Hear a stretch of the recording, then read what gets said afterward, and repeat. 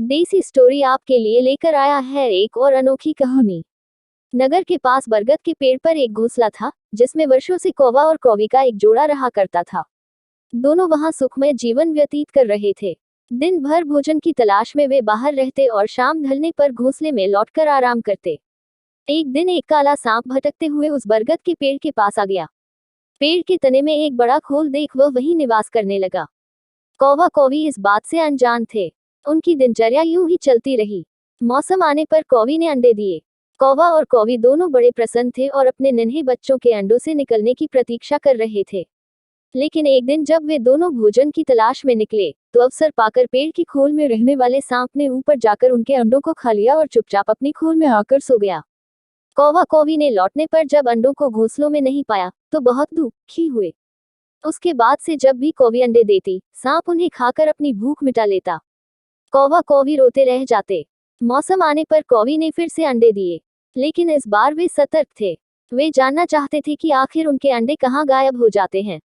योजनानुसार एक दिन वे रोज की तरह घोंसले से बाहर निकले और दूर जाकर पेड़ के पास छुपकर अपने घोंसले की निगरानी करने लगे। कौवा कौवी को बाहर गया देख काला सांप पेड़ की खोल से निकला और घोंसले में जाकर अंडों को खा गया। आंखों के सामने अपने बच्चों को मरते देख कौवा कौवी तड़प कर रह गए।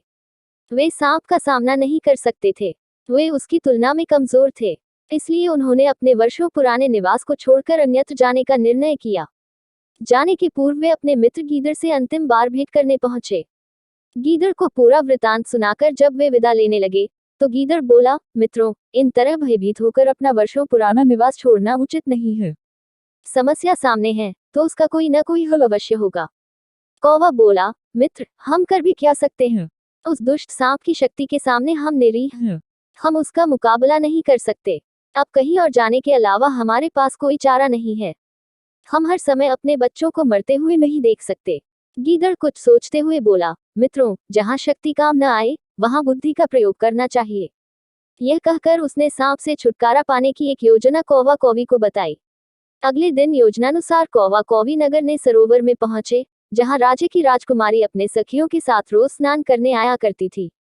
उन दिन भी राजकुमारी अपने वस्त्र और आभूषण किनारे रख सरोवर में स्नान कर रही थी।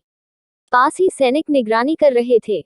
अवसर पाकर कौवे ने राजकुमारी का हीरों का हार अपनी चोंच में दबाया और काऊ काऊ करता हुआ राजकुमारी और सैनिकों के दिखाते हुए ले उड़ा। कौवे को अपना हार ले जाते देख राजकुमारी चिल्लाने लगी। सैनिक कौवे के पीछे भागे। वे कौवे के पीछे पीछे बरगद के पेड़ के पास पहुंच गए। कौवा यही तो चाहता था। राजकुमारी का हार पेड़ के खोल में गिराकर वह उड़ गया। सैनिकों ने यह देखा तो हार निकालने पेड़ की खोल के पास पहुंचे। हार निकालने उन्होंने खोल में एक डंडा डाला। उस समय सांप खोल में ही आराम कर रहा था। डंडे के स्पर्श पर वह फन फैलाए बाहर निकला। सांप को देख सैनिक हट में आ गए और उसे तलवार और भले से मार डाला।